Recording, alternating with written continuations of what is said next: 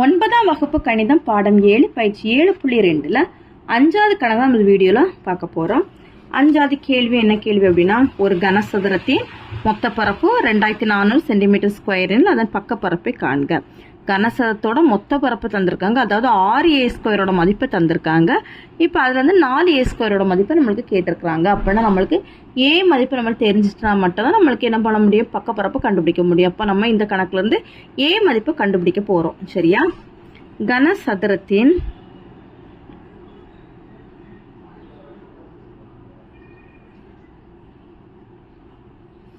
மொத்த பரப்பு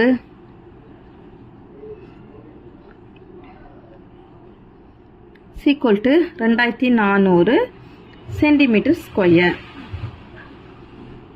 இப்போ 6a², கனசதுரத்து மொத்த பரப்பு ஃபார்முலா என்ன ஃபார்முலா, 6a² = 2400.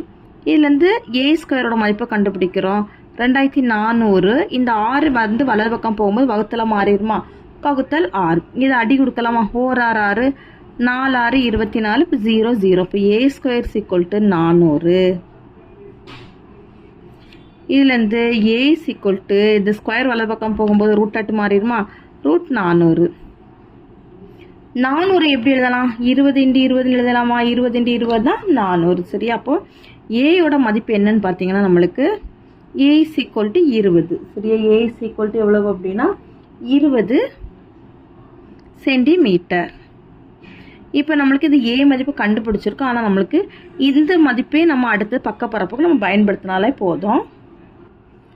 கனசதுரத்தின்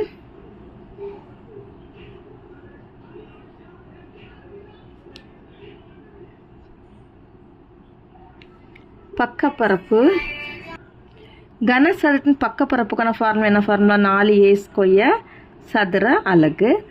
4 × a² மதிப்பு நம்ம கண்டுபிடிச்சிருக்கோமா 400ன்னு. இப்போ 4 400 பெருக்கணும் 1600 சதுர சென்டிமீட்டர். அவ்வளோதான் இந்த கணக்கு. தேங்க்யூ.